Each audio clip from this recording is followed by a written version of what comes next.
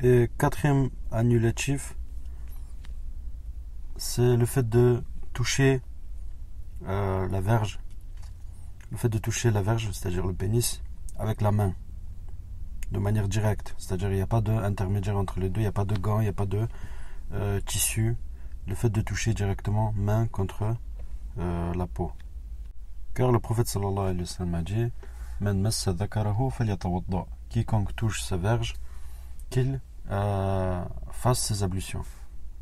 Et aussi fait partie des annulatifs de l'odo selon le madhab, le fait de toucher une femme. Le fait de toucher une femme directement, la main contre peau contre peau. Le fait de toucher directement peau contre peau, c'est-à-dire la femme n'a pas de on ne touche pas ses vêtements et on n'a pas de gants sur soi, c'est le toucher direct. Ça annule l'odo sous condition que ce toucher se fasse avec désir. C'est-à-dire dans le toucher, il y a du désir, il y a du plaisir. Alors à ce moment-là, ça va annuler l'odo. Car Allah dit dans le Coran Aw la mastumun nisa, c'est-à-dire, d'après la traduction, où vous avez touché les femmes. Donc, le contexte du verset, c'est le fait de les annulatifs de l'odo. Donc, selon le madhab de l'imam Ahmed et de l'imam Malik aussi, le fait de toucher une femme avec désir, c'est-à-dire avec du plaisir, ça va annuler l'odo. Et selon l'imam Shafi'i, le fait de toucher la femme va annuler l'odo dans tous les cas, que ce soit avec plaisir, avec désir ou sans désir. Mutlaqan, c'est-à-dire dans tous les cas. C'est pour ça qu'on voit des gens, comme par exemple quand il y a le tawaf. Tawaf, c'est quoi? C'est le fait de tourner le rite là où on tourne autour de la Kaaba. Il y a des gens qui font attention à ne pas toucher les femmes. Pourquoi? Parce que c'est ça c'est leur madhab. Et aussi, il y a un autre avis qui dit que le fait de toucher les femmes n'annule pas l'odo dans tous les cas. Donc ça, c'est le contraire. N'annule pas mutlaqan. Ensuite, l'annulatif suivant, c'est na'udhu billah ar-ridda, l'apostasie. C'est-à-dire le fait de délaisser l'islam, le fait de sortir de l'islam va annuler l'odo. Donc quand on revient à l'islam, et si on veut prier, faudra faire les ablutions. Pourquoi? Car il y a des textes qui disent que quiconque délaisse l'islam, quiconque sort de la foi, toutes ces actions sont annulées. Et aussi, ici, le cheikh ne le cite pas, mais le prophète sallallahu alayhi wa sallam a dit At-tuhuru shatrul iman. La purification, c'est la moitié de la foi. Donc si la foi, elle part, il ne reste plus rien de la purification. Et l'annulatif suivant, le fait de manger, le fait de consommer de la viande de chameau. Car le prophète sallallahu alayhi wa sallam a dit Tawadda'u min luhumil ibil. Faites les ablutions quand vous avez mangé de la viande de chameau. Maintenant, on va parler de la mas'ala du doute au sujet de l'odo. Une personne était en état de purification.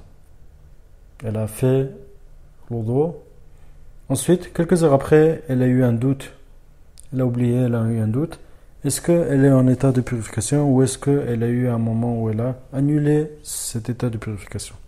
Donc cet état de doute ou ce doute, il ne faut pas le considérer. La base, c'est que cette personne, elle est toujours en état de purification et ce doute, il ne faut pas y prêter attention. Et l'inverse, c'est tout aussi valable. Une personne est de manière certaine, elle sait qu'elle a annulé l'odo, comme une personne qui a dormi ou qui a été aux toilettes. Ensuite, la personne, elle a eu un doute, est-ce que j'ai fait l'odo ou pas? Alors la base, c'est que cette personne est muhdith, c'est que cette personne n'est pas en état de wudu. Donc le cas contraire, c'est valide aussi. Et le chapitre suivant, c'est le chapitre du ghusl. Le ghusl, c'est quoi? C'est le fait de mouiller ou faire en sorte que l'eau englobe ou touche la totalité du corps. Et en français, ils traduisent ça par le bain rituel. Et maintenant, les massaïs qui vont nous concerner, c'est qu'est-ce qui fait qu'on est obligé de faire le ghusl. La première obligation, ou la première chose qui implique le ghusl, c'est la sortie du mani. Le mani, c'est le liquide séminal, c'est ce qui contient les spermatozoïdes. La sortie du mani, mais avec condition. Il faut que ce soit premièrement avec éjaculation, deuxièmement avec plaisir. Il faut qu'il y ait une jouissance. C'est ce que les fuqaha disent. Comme Allah dit, et le dalil c'est Allah dans le Coran. Allah dit وَإِن كُنْتُمْ جُنُبًا فَطَهَّرُوا. Et quand vous êtes en état de janaba, purifiez-vous. Et les fuqaha disent il faut que ce soit sorti avec éjaculation, car il y a des gens, il se peut que le mani sorte de manière imprévue à cause d'une maladie ou autre. C'est pour ça aussi ils disent qu'il faut que ce soit sorti avec jouissance. Donc tout ce qui est sorti de mani à cause de maladie ou à cause du froid ou à cause parce qu'une personne porte quelque chose de lourd, etc. Ça fait partie des choses. Toutes ces choses-là ne font pas partie de janaba. Tout ça ne va pas nous annuler la purification majeure, l'état de la purification majeure. Deuxième chose qui implique le ghusl, c'est quand les deux sexes de l'homme et de la femme rentrent en contact. Et ce qui est voulu ici, c'est quand il y a pénétration de la partie supérieure de la verge, c'est-à-dire ce que les fuqaha ils appellent la hashafa. La hashafa, c'est la partie supérieure de la verge. C'est ce que ils appellent le gland. Quand cette partie de la verge a pénétré dans le sexe de la femme, il faut le ghusl pour la femme ainsi que pour l'homme. Dans le sens où ça fait partie des annulatifs de la purification majeure. Ou plutôt, ça fait partie des choses qui vont impliquer le ghusl pour toute personne qui voudra prier après.